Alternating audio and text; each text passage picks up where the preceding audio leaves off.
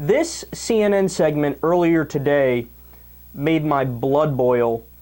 Listen to the response from Ashleigh Banfield to what Charlie Rangel says. I get it. This whole thing has been embarrassing, and that involves you as well, sir, because you're part of all of this. What I'm asking you about is this deal that we've just learned about, the provisions that have just come out today from the House Republican leadership. I wanted your reaction to those specific 3 provisions. What do you think? Can you deal with it? Well, I'm very optimistic about what the leadership has said in the Senate. This isn't a question of the House and Senate differing. This is not even a question of Republicans and Democrats differing. This is all about a handful of people who got elected as Republicans that want to bring down our government. You can see it in the streets. You can see where they're coming from.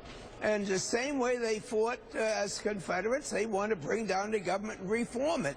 Wait a minute. Whoa. I'm sorry. Are you likening, and I'm only assuming you're referring to the Tea Party members who are pretty intransigent on their views. Are you likening them to Confederates?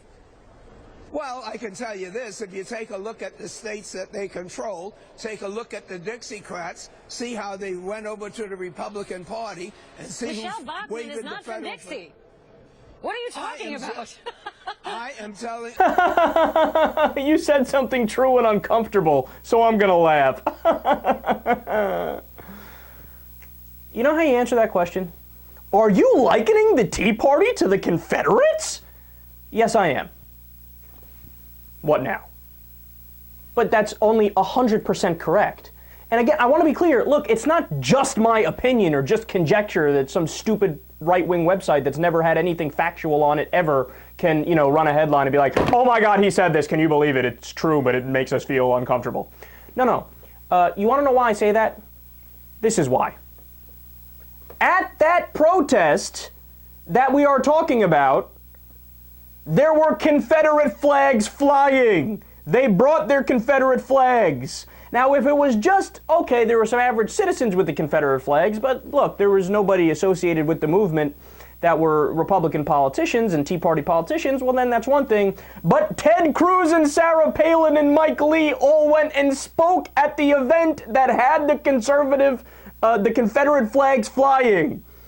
This isn't some sort of radical position that one party in the country is significantly more racist than the other one. One party in the country houses all those people that were the former Dixiecrats back when the Democratic Party was the equivalent of the Republican Party, back when they were the conservatives and they were racist, right? Rangel is right, they all flipped over to the Republican Party. They have run, going back to Barry Goldwater, Ronald Reagan, they've run on the Southern strategy openly. You know what that means? We appeal to white racists, and we try to get all the white vote, and that's how we get elected. And guess what? That worked when white people were a tremendous majority in the country, but it's gotten to a point now where the demographics are changing, so they kind of have to change up their strategy a little bit. But this is their last throws. And this is, these people, the Tea Party members, again, it's not something that's controversial. It just is what it is. They are more related to the Confederacy. And he's right, if you look at the voting bloc. Of course, there's some places that have Tea Party members and Republican members that aren't just in the South.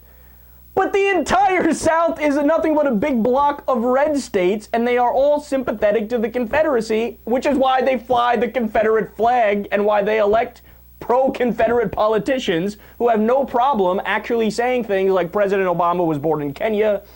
President Obama is not an American president. We want our country back. All of these code words.